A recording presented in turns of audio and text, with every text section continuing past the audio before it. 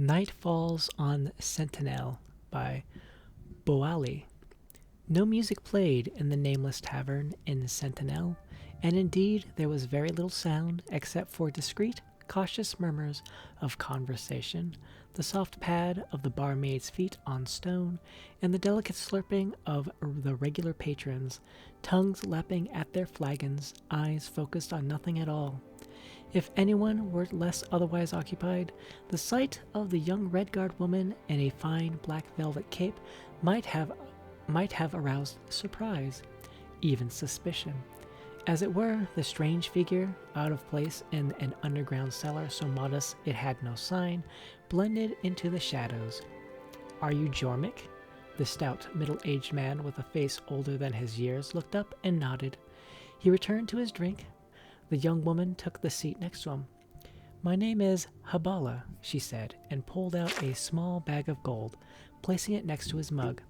"Sure it be," snarled Jomek, and met her eyes again. "Who do you want dead?"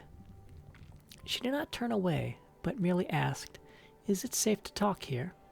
No one cares about nobody else's problems but their own here.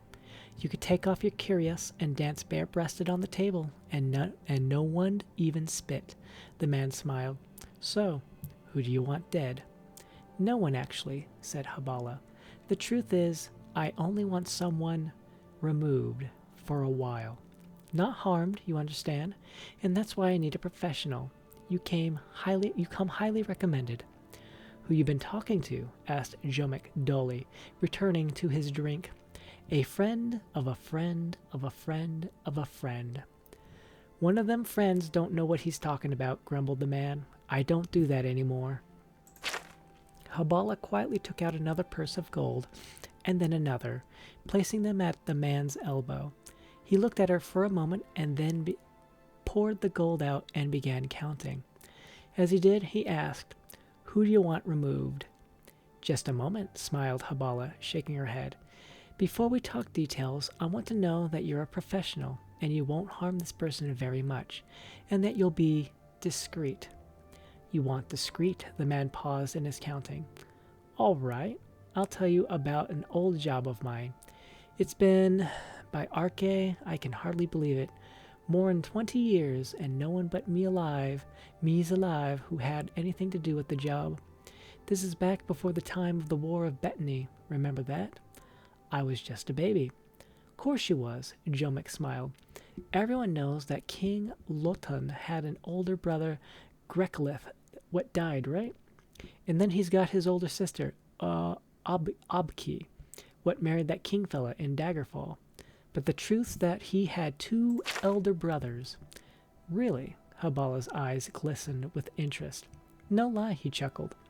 "Weedy, feeble fella called Arthago, the king and queen's firstborn. Anyhow, this prince was heir to the throne, which his parents wasn't too thrilled about. But then the queen, she squeezed out two more princes who looked a lot more fit. That's when me and my boys got hired on, to make it look like the first prince got took off by the Underking or some such story."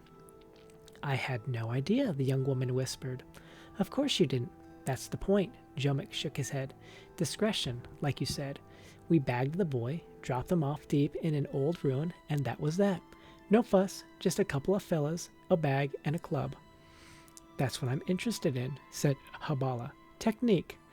My friend who needs to be taken away is weak also, like this prince. What is the club for?" "It's a tool. So many things what was better in the past ain't around no more, just 'cause people today prefer ease of use to what works right. Let me explain. There are 71 prime pain centers in an average fella's body. Elves and Khajiit, being so sensitive, got 3 or 4 more respectively. Argonians and Slodes almost as many at 52 and 67. Jomek used his short, stubby finger to point out each region on Habala's body. 6 in your forehead, 2 in your brow, 2 on your nose, 7 in your throat, 10 in your chest, 9 in your abdomen, 3 on each arm, 12 in your groin, 4 in your favored leg, 5 in the other." "That's 63, replied Habala. "No, it's not," growled Jomek. Yes, it is, the young lady cried back, indignant that her mathematical skills were being questioned.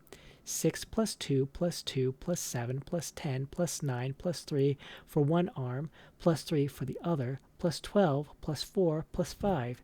63. I must have left some out, shrugged Jomick. The important thing is that to become skilled with a staff or club, you gotta be a master of these pain centers. Done right, a light tap could kill or knock out without so much as a bruise. Fascinating, smiled Habala. And no one ever found out. Why would they? The boy's parents, the king and queen, they're both dead now. The other children always thought their brother got carried off by the underking. That's what everyone thinks. And all my partners are dead. Of natural causes. Ain't nothing natural that ever happens in the bay, you know that. One fella got sucked up by one of them Selenu.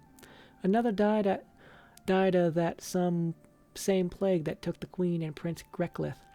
Another fella got himself beat up to death by a burglar. You gotta keep low, out of sight, like me, if you want to stay alive. Jomick finished counting the coins. You must want this fella out of the way bad. Who is it? It's better if I show you, said Habala, standing up.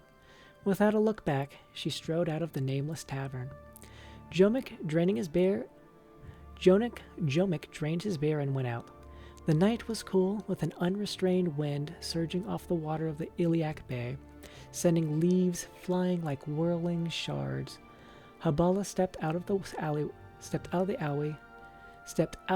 alleyway next to the tavern and gestured to him.